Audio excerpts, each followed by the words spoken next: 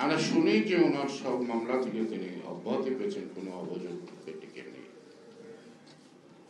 বা খালেদা জিয়ার বিরুদ্ধে যত মামলা অভিযোগ করা হয়েছে, তাকে অন্যায়ভাবে জেল দেওয়া হয়েছে, সকল মামলায় তিনি আজকে বিচার বিভাগ থেকে সকল থেকে তিনি অব্যাহতি লাভ করেছেন, অর্থাৎ তারা নির্দোষ প্রমাণ করেছে। এই যে মামলাগুলি হয়েছে, যখন হয়েছে কোন একটা প্রেক্ষাপটে, সে প্রেক্ষাপটটা আপনারা একটু পিছনে যান, 11/11 বলে খ্যাত, অর্থাৎ 7 সালে যে চক্রান্তের মধ্য দিয়ে 1/11 মধ্য দিয়ে সামনে কটা বেসামরিক লোক আর পিছন থেকে নূর আহমেদের কলকাঠিত দেশটা চলত। যারা 11 সৃষ্টি করতে চেষ্টা করছেন তারা কি গত না জীবিত? তারা কি এখনো আছে সেই মিডিয়াতে? এখনো কি আছে সেই বুদ্ধিজীবীরা যারা কলকাঠি আছে? এবং এর মধ্যে অনেকে মহিমদের ঘর বাড়ি বলতে গেছেন একটা কিছু পাওয়ার জন্য, হয়তো পান নাই। আজকে কি বাংলাদেশে খুঁজলে মুসলিম লীগ পাওয়া যায়? আছে না? ন্যাশনাল আওয়ামী পার্টির ন্যাশনাল আওয়ামী পার্টি মাওলানা ভাসানী আওয়ামী লীগের চেয়েও সাংগঠনিকভাবে শক্তি ছিল। 70-এর নির্বাচনে মাওলানা ভাসানী বললেন ভোটের আগে ভাগ চাই। যেমন এখন নির্বাচন না, গণতন্ত্র না, আগে সংস্কার, তারপরে একই রকম কিন্তু প্রায় কাছাকাছি। এবং ওই দিন ন্যাশনাল আওয়ামী পার্টি যদি নির্বাচনে নামতো তাহলে শেখ মুজিবের আওয়ামী লীগ এত নিরঙ্কুশ সংখ্যাগরিষ্ঠতা পাওয়াটা সহজ হতো না। অত্যন্ত দূরদর্শী মাওলানা ভাসানী ওয়াকাবার দিয়েছে শেখ মুজিবকে একসঙ্গে রাখতে, এই বাংলার বাঙালিদেরকে, এই বাংলার স্লোগান দিয়েই কিন্তু ওই নির্বাচনটা ছিল পশ্চিম পাকিস্তান ভার্সেস পূর্ব পাকিস্তান, বাঙালি এবং অবাঙালি। বাঙালি এবং অবাঙালি আপনার 70-এর নির্বাচনের আগে মাঝামাঝি একটা সময়, অর্থাৎ শিডিউল ঘোষণার আগে, আপনারা জানেন বলাকা সিনেমা হলের সামনে 2টি টিকিট ব্লেকার মারা গেছে বিহারি। আমি নাম বলছি না, 2জন ছাত্র নেতা 3জন ছাত্র নেতা শেখ সাহেবের দেখা করতে গেছে। তারপরে তার মাথার মধ্যে হাত দেওয়া দেয়, এই তোরা বলে বড় দুর্ন হয়েছে, এই বলাকা সিনেমা যেগুলো ব্ল্যাক মার্কেট বিহারিগুলো কি সত্যি অবস্থা।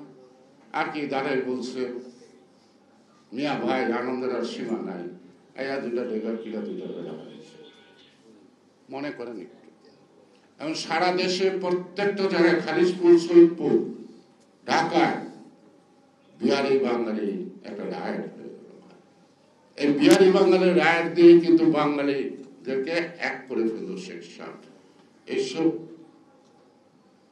বিষয়গুলো শেখ মুজিব ভালো বুঝত, কখন কোনটার মধ্যে আগুন দেওয়া, কোনটা জ্বালানো যায়। তাই আজকে ইউনাইটেড পিপলস পার্টি বেশ বড় দল, ক্যাপ্টেন হালিম চৌধুরী, কাজী জাফর আহমদ আছে, নাই, এমন অনেক রাজনৈতিক দলে এক সময় জাসদ, এটা তো অনুবক্ষণ যন্ত্র দিয়ে আবার দেখতে হবে অনুপরমাণু কত টুকরা হয়েছে, এটার একখানে জাসদ বলা যায় না। তো সুতরাং জনগণের আকাঙ্ক্ষা বিরোধী, জনগণের ইচ্ছার বিরোধী যে সকল রাজনৈতিক দলের কর্মকাণ্ড থাকে তারা একসময় এমনি বিলীন হয়ে যায়। আমরাও ছোটবেলায় যে সকল মাছ খেয়েছি বা অনেক কিছু দেখেছি, এখন বাজারে গেলে ওগুলি পাওয়া যায় না, আমরা বলি ওগুলি বিলীন হয়ে গেছে। তো সুতরাং সরকার যদি, আমরা তো মনে করি যে আওয়ামী লীগ তো প্রয়োজন for the country, for the sovereignty, for the democracy. তো ডক্টর ইউনূস সাহেব যদি বিশ্বাস করেন যে আওয়ামী লীগ এটা প্রয়োজন গণতন্ত্রের জন্য, আওয়ামী লীগের প্রয়োজন স্বাধীনতা সার্বভৌমত্বের জন্য। আওয়ামী লীগ যদি এই যে চুরি চামারি করার মধ্য দিয়ে দেশটাকে শেষ করে আজকে লুটপাটের শীর্ষ নারী শেখ হাসিনা করেন না, এটা নিয়ে আমার দ্বিধাবিভক্তি দরকার কি? করেন। এখন জামাত ইসলাম নিষিদ্ধ আছে, এখনো কিন্তু নিবন্ধিত হয় নাই। আমি আপনাদেরকে বোঝার জন্য বলছি, আমার সাথে একমত হওয়ার জন্য বলছি না। কালকে আওয়ামী লীগ নিষিদ্ধ ঘোষণা করে দিল, পরশুদিন ডক্টর ইউনূস বিএনপি নিষিদ্ধ ঘোষণা করবেন না, তার গ্যারান্টি কি? কি গ্যারান্টি? আপনারা বলেন নির্বাচন, খালি বিএনপি নির্বাচন করে মানে নির্বাচন তো আমরা 17 বছর যাবত চাই। 17 বছর তো অপরাধ করছি। যতদিন নির্বাচন না হয় এর চেয়ে বেশি অপরাধ করতে হলো আমরা প্রস্তুত আছি। আমরা জনগণের ভোটের মাধ্যমে জনগণের মালিকার জনগণের হাতে দিতে চাই। জনগণ সিদ্ধান্ত নেব কাকে রাখবে, কাকে ফেলবে, কাকে দলে রাখবে, কাকে রাখবে না।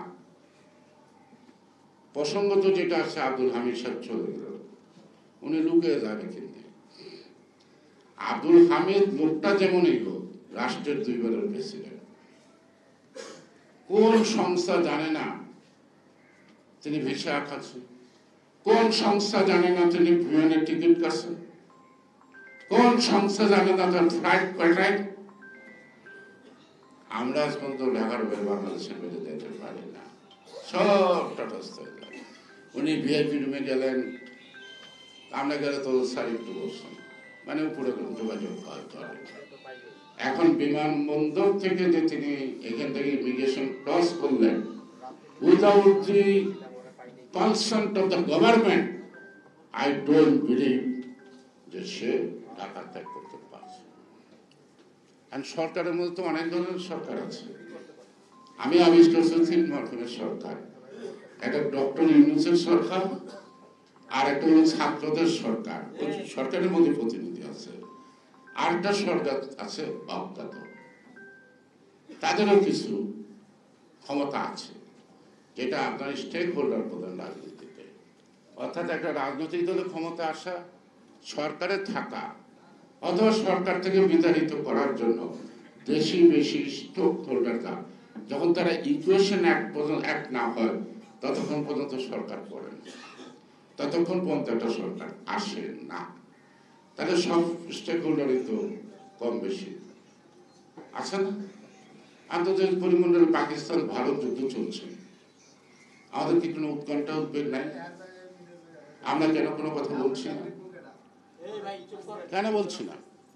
আজকে আরাকানদের সাথে মানবিক কারণে প্যাসেজ ঘোষণা দিল, যখন